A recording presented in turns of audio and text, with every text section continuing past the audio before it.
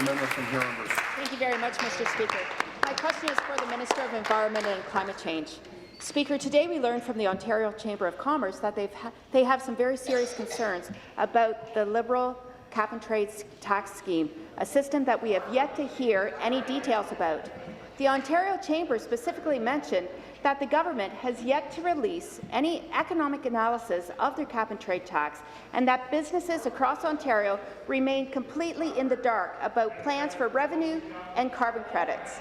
Speaker, what Ontario businesses need is to succeed is certainty.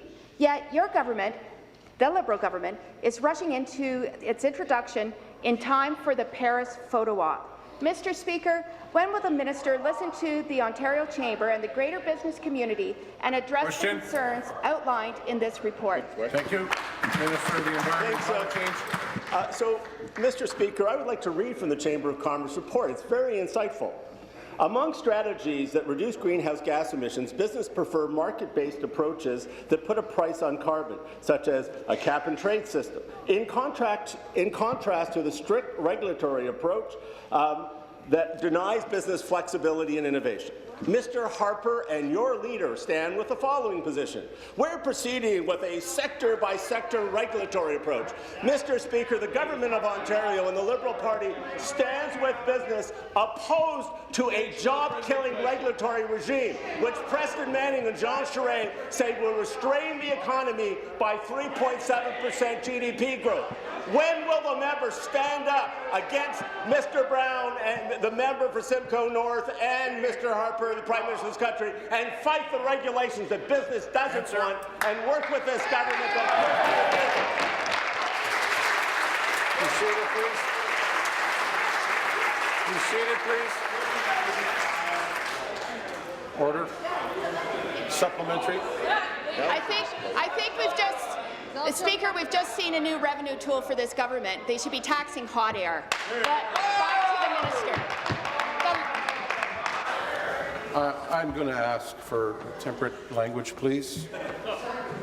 Thank you, Speaker. The last thing, Speaker, back to the minister. The last thing Ontario needs is to rush into a system that will cripple business and cost more jobs.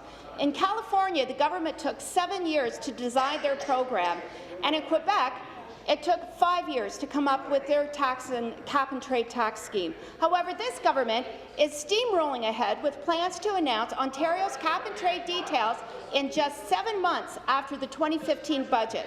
Mr. Speaker, we've seen the legacy of what happens when these Liberals rush into programs. Just look how Sam's turned out for everyone.